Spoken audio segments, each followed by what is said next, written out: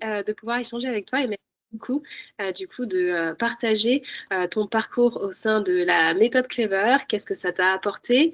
Est-ce que tu pourrais juste te présenter et dire dans quel secteur tu évolues?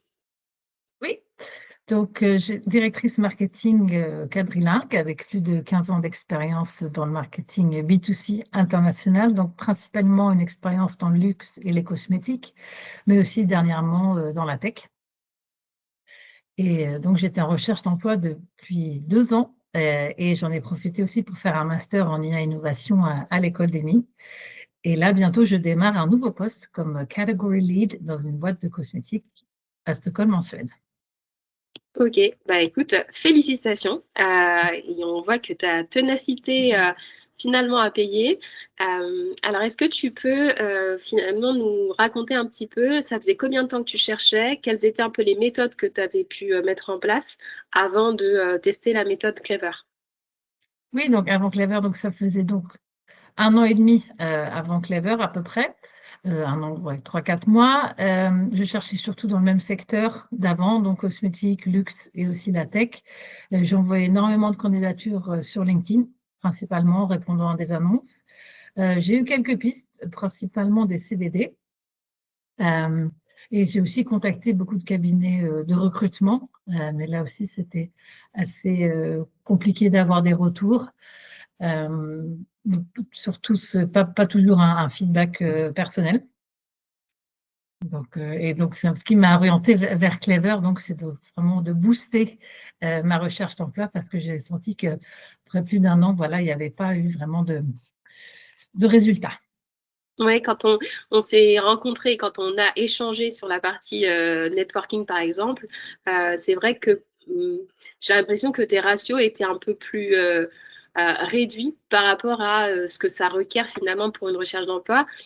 Toi, tu étais au niveau de 5 contacts à peu près, 5 réactivations de contacts, alors que peut-être avec la méthode Clever, ça t'a incité à contacter plus de personnes ou à être plus direct dans tes interactions. C'est quoi qui a vraiment causé le déclic? Oui, sur ce que j'ai ressenti, c'est vraiment le besoin d'activer le réseau, mais aussi de comment l'activer, parce qu'après une recherche d'emploi de plus d'1 an, on n'a pas du tout la même confiance ou la même énergie dans ces recherches et dans l'activation de réseau. Donc, j'ai vraiment besoin de ce boost, car on sait aussi que le marché du travail est très compliqué, surtout pour les profils seniors, femmes et dans le marketing, et que les offres se font principalement par réseau. Donc là, j'ai senti un réel besoin de booster le réseau, comment l'activer, comment approcher les gens, quoi leur dire, et aussi augmenter une visibilité sur LinkedIn. Voilà, de créer des posts, écrire des articles, de commenter plus pour que l'algorithme aussi LinkedIn fasse son travail.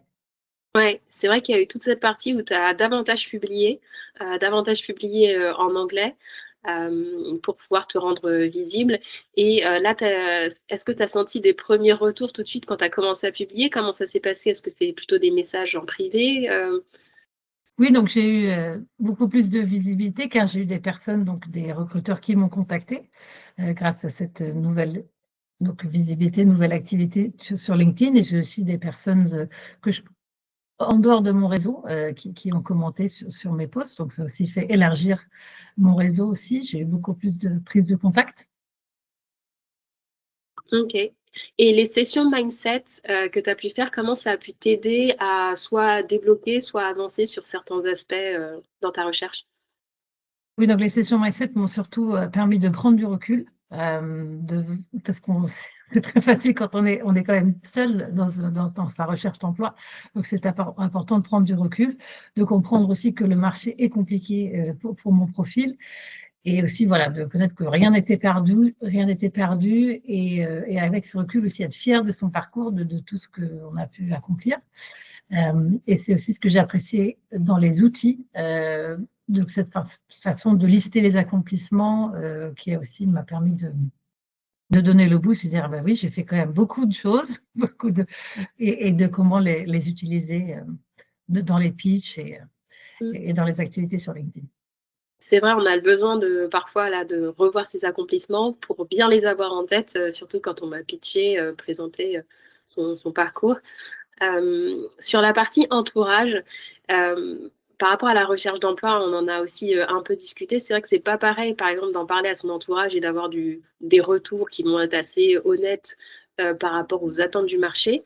En quoi ça a été différent avec la méthode Clever? Oui, bah, d'avoir un entourage est très important et d'avoir ce soutien, mais c'est vrai que c'est un, c'est un soutien très, voilà, de caresser dans le sens du poil. Et je crois aussi que dans une recherche d'emploi, il faut être challengé. Et donc, la méthode Clever a vraiment sorti de ma zone de confort. Et aussi, évidemment, parce que j'avais fait les recherches d'emploi pendant un an et ça n'a pas marché, donc il fallait bien changer quelque chose et vraiment de se mettre dans cette situation une nouvelle situation et de sortir de sa zone de confort. Et aussi, mais aussi de se sentir comprise. Voilà, je me suis tout de suite sentie comprise dans ma recherche de travail et pas seule, ce qui aussi est très important, bon, grâce à Clever. Merci beaucoup pour ce partage. Et donc là, comment tu envisages ta prochaine étape de carrière? Quelle est ta vision? Est-ce que tu as atteint tes objectifs? Comment tu te sens par rapport à la prochaine étape? Là, je suis en pleine préparation pour ma nouvelle prise de poste, donc n'ayant pas travaillé pendant 2 ans, ça va être une belle aventure. Et je sens aussi que voilà, ça va me permettre de reprendre confiance et aussi énergie dans cette carrière, mais aussi pour booster mon réseau. Je sens que voilà, il ne faut pas le laisser tomber juste parce que j'ai signé un contrat, il ne faut pas du tout le laisser tomber. Au contraire, c'est maintenant qu'on est un peu plus attractif, donc on pourra euh, en bénéficier au futur. Donc, moi, c'est vraiment important de encore plus travailler sur le réseau et de voir les prochaines étapes. Après, c'est un peu difficile de savoir où on sera dans 5 à 10 ans, mais voilà, vraiment d'apprendre de cette expérience pour ne peut-être plus jamais être dans cette situation encore, ou si je le suis, de savoir comment avancer, parce que bon, il n'y a pas de garantie dans la vie, on ne sait jamais ce qui va arriver. Ouais, mais en tout cas, tu as un superbe mindset et on sent que là, tu es bien outillée, tu es prête et je suis sûre que tu vas beaucoup rayonner dans cette nouvelle aventure. Merci beaucoup. Merci, Emily. Merci Jennifer.